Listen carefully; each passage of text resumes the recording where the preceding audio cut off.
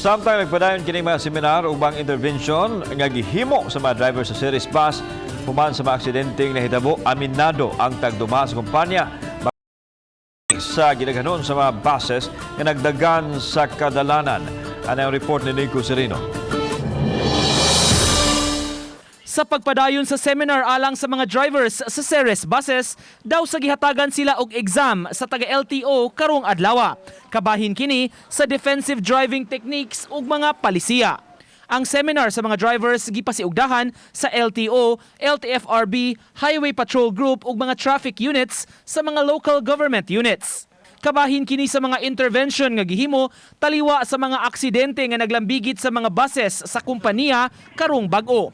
Gawas sa seminar gipaubos sab sila sa drug test.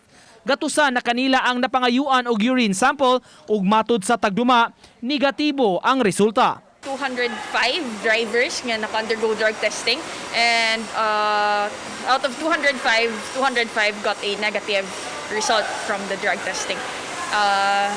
As of now, nagsige kaming continue drug testing, simultaneous na siya sa duha ka branch. Pipila sa mga drivers nga among nahinabi miangkon nga nasakitan nga maduhig ang pangan sa kompanya sa mga aksidente. Sakit kay sir, oy.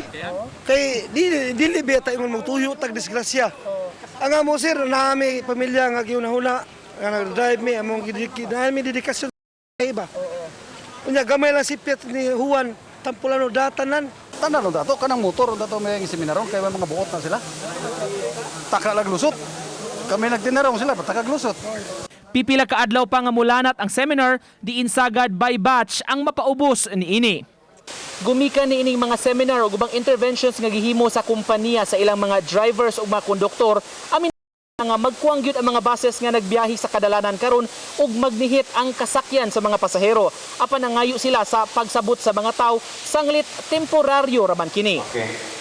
Ngihit sa gid ang bus karon, pero after anay mahuman ni siya karon, mahuman ni by tomorrow. So expect ta by Thursday siguro matapos ni siya, so mabalik na gini og fully operated na ng bus. Uban ni June Solon, Nico Sereno, Balitang Bisdak.